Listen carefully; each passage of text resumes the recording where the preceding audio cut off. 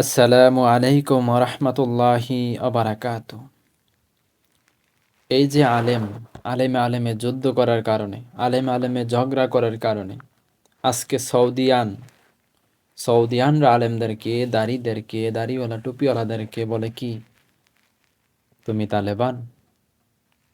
আমি তালেবান কিনা আমাকে এক সৌদি বলছে তুমি কি তালেবান? মাফি তালেবান না, সে আমাকে বলছে আমি তালেবান কিনা। কেন জানেন? এরা জানে তালেবানরা বোমা মারে, মানুষ মারে, মানুষ হত্যা করে। দাড়িওয়ালারা মানুষ মারে, বোমা মারে, মানুষ হত্যা করে।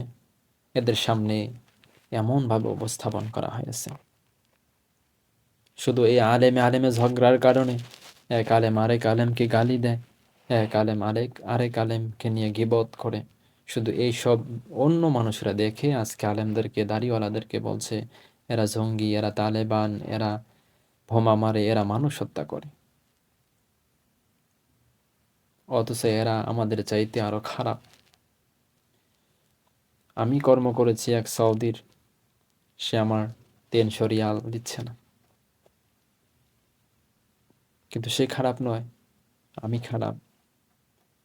কারণ এদের সামনে উপস্থাপন করা হয়েছে দাড়িওয়ালারা খারাপ, এরা বোমা মারে। কত জায়গায় যে দাড়িওয়ালারা চাকরি হারায়।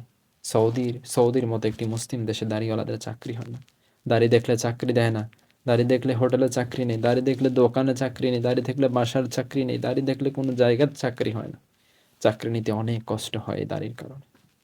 সৌদির মতো দেশে, আরবিক দেশ, আল্লাহ রসুলের দেশ, সেই দেশে দাড়িকে এত অমূল্যায়ন করা হয় শুধু আজকে আলেমদের, এই দাড়িওয়ালাদের ঝগড়ার কারণে, দাড়িওয়ালাদের এই ফাসাদ ঝগড়ার কারণে, গীবতের কারণে আজকে দাড়ির এই অপমান। এরা নিজেরা তো দাড়ি রাখে না, এমন শেপ করে বুড়ো ইয়া সাফা ভিতরে গেছে, গায়ের পরে দাড়ি রাখে না। সুরের মতো দেখা যায়, এক একটা সৌদিয়ানকে সুরের মতো দেখা যায়, যেটা দাড়ি নেই,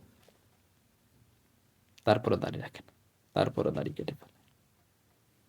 শুধু আজকে এই দাড়ি, এই অপমান এই কারণে হয়েছে যে আলেমে আলেমে দ্বন্দ্ব, আলেমে আলেমে ঝগড়া, আলেমে আলেমে মারামারি করে, গিবত শিকার। এসব থেকে আর আমরা ফিরে আসুন, এসব থেকে ফিরে আসুন। সুবহানাকাল্লাহুম্মা ওয়া বিহামদিকা আশহাদু আল্লা ইলাহা ইল্লা আনতা আস্তাগফিরুকা ওয়া আতুবু ইলাইক।